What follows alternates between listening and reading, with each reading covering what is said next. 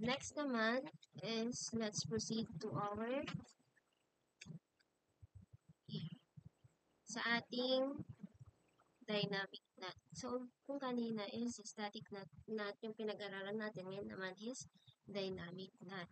So, dynamic network address translation, it dynamically assigns addresses as needed from a pool of outside addresses that you can configure beforehand. This is more efficient than static NAT. So in this lab, we will use dynamic NAT to translate private IP addresses in the 192.168.1.0/24 network to public IP addresses in the 1.2.3.0/24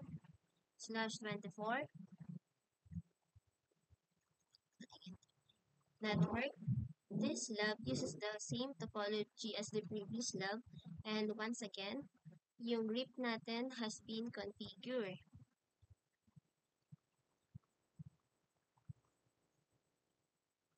So, this is the requirement sa first natin sa lab na to. RIP has been configured so that R1 and R2 can reach their inside networks.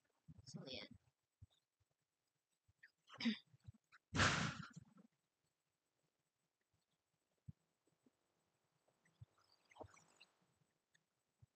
So, yan. Try natin i-ping ulit yung ating PC1 sa ating server.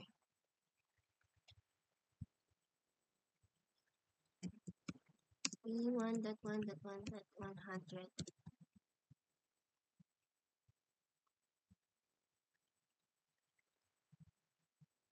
So, ayan, nagre-request timeout siya ulit. So, ang hint dito is the serial connection between R1 and R2 is simulating the internet with the ACLs.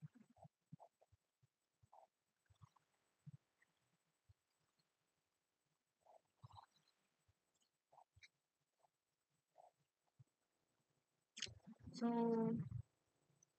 ACL has been configured on the routers, blocking the private addresses from being routed over the serial connection between them, which simulates the internet.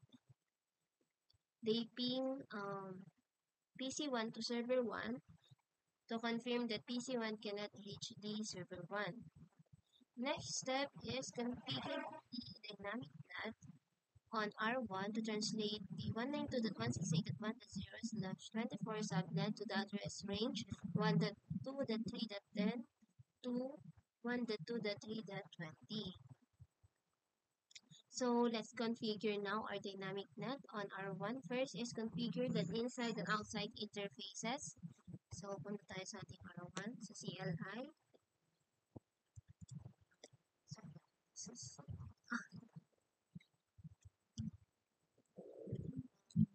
Sa enable mode, configure mode, NFT in here. So, yan. So, IP NAT inside interface natin is the G00. So, type natin here the in G00. Then, type IP NAT inside. Next is the interface, the outside interface, the 003 0/300. So, int 0 E0 ay, yan. Tapos, IP NAT outside.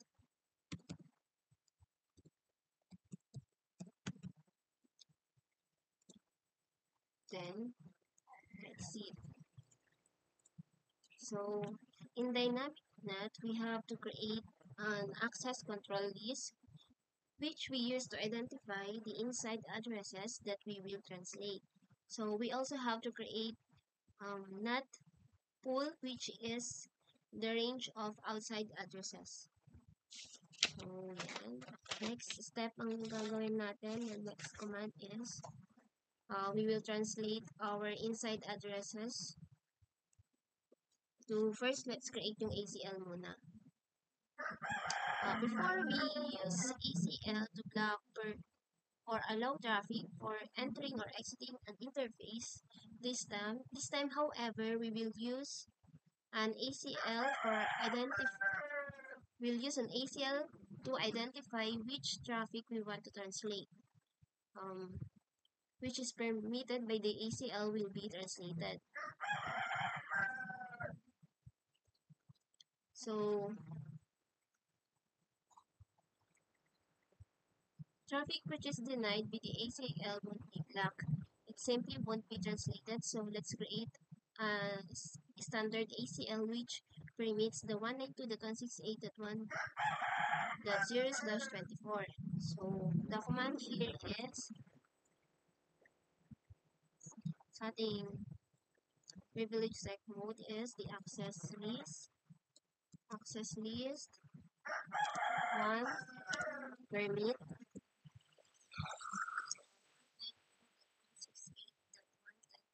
0.0.0.255. So, yan.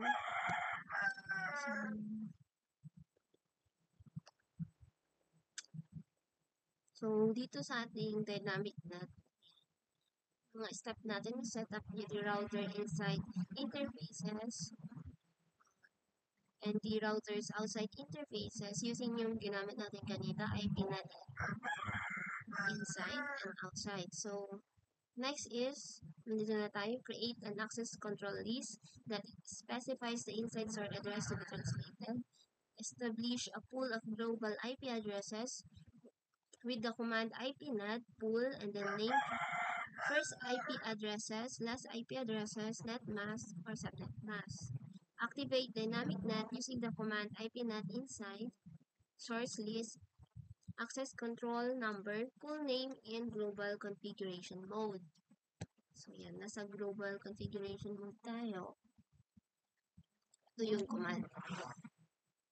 Access list, 1 permit,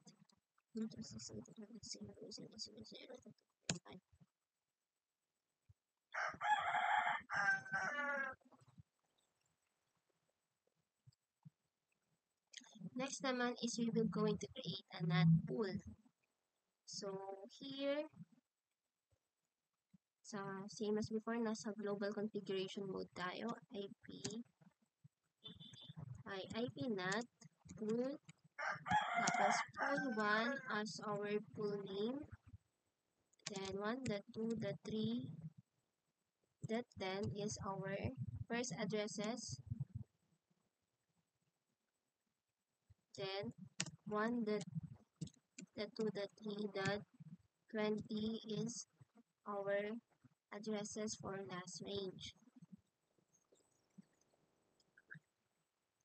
And then net mask 255.255.255.0. So, yan. Now, let's configure the NAT itself. So, yan. Sa configuration mode pa rin. Global configuration mode. IP NAT inside source list 1 pool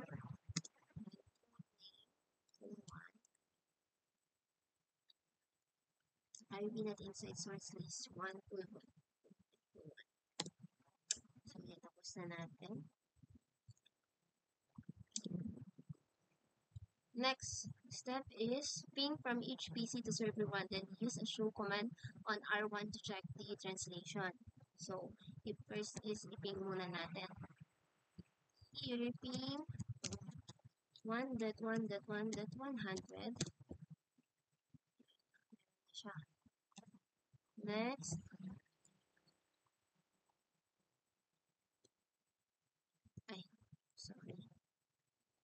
ping on that one, that one. Ay, kulang, sorry. So, ayan, meron na siyang reply sa ating server 1. Next is the PC3.